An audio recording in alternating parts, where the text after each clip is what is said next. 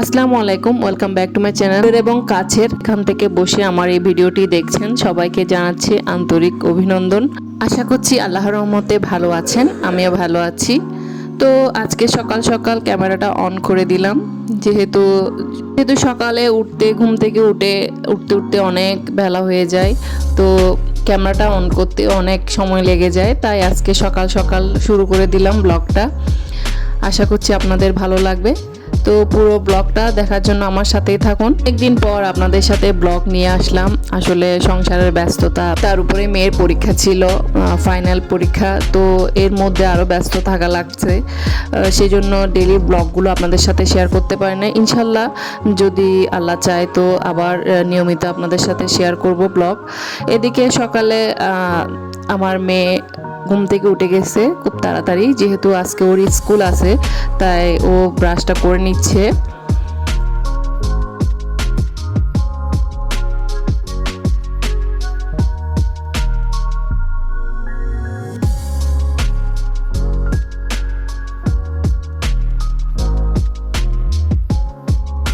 ফ্যামিলির বাকি সদস্যদের নাস্তা খাওয়া শেষ, তাই আমি তাড়াতাড়ি করে নাস্তাটা খেয়ে নিচ্ছি, যেহেতু আমার স্কুলে যেতে হবে, তাই আমি নাস্তাটা খেয়ে নিচ্ছি।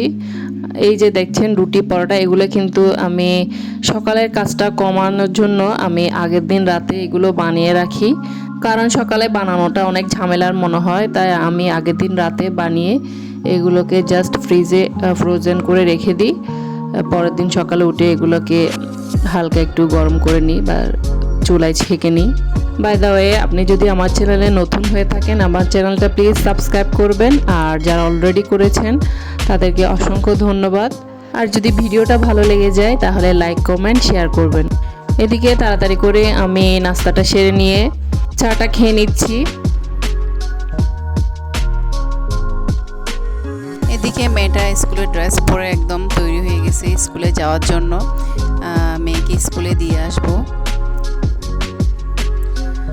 মেয়েকে স্কুলে দিয়ে বাসা চলে আসলাম। তো হাতের কিছু কাজকর্ম ছিল। প্রথমে বিছনাটা একটু অগোছালো ছিল, যেহেতু স্কুলে তাড়াতাড়ি করে চলে গেছিলাম, তাই এসে বিছনাটা একটু গুছিয়ে নিলাম।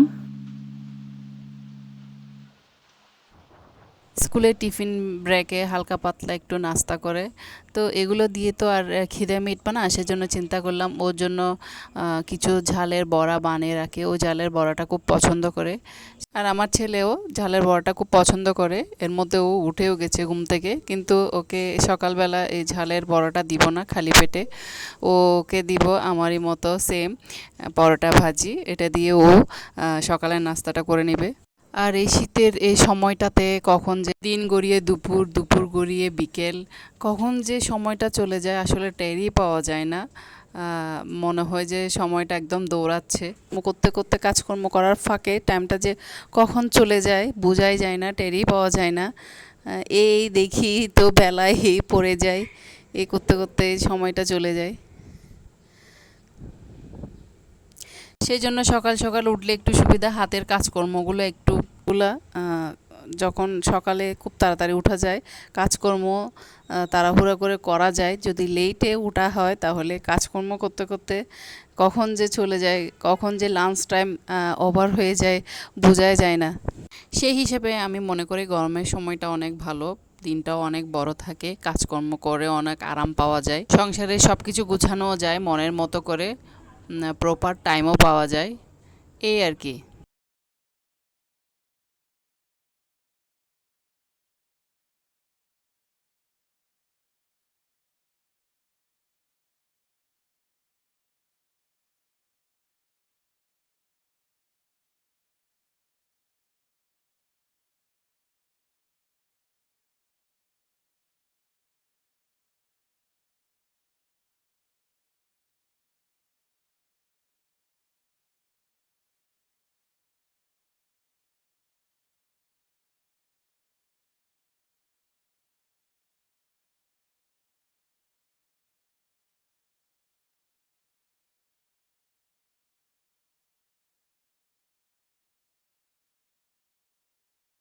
এদিকে দেখুন সন্ধ্যার সময় আমার ছেলে আর মেয়ে রেডি হয়ে বসে আছে, বায়না ধরেছে বাইরে যাবে। দেখুন আমাকে পড়ানোর জন্য জুতা টুতাও এনে দিয়ে রাখছে।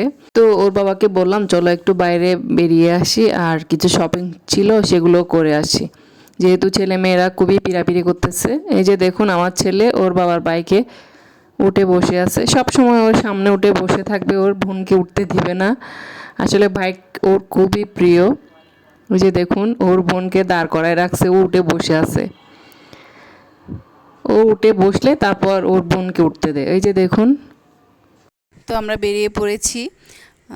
তো আমরা কি শপিং করলাম সেটার একটা ব্লগ আকারে আপনাদের সাথে শেয়ার করব ইনশাল্লাহ। তো আজকে এখান থেকে বিদায় নিচ্ছি, আপনাদের সকলের সুস্বাস্থ্য কামনা করে। আপনারা সকলে ভালো থাকবেন, সুস্থ থাকবেন। দেখা হবে পরবর্তী ব্লগে। আল্লাহ হাফেজ।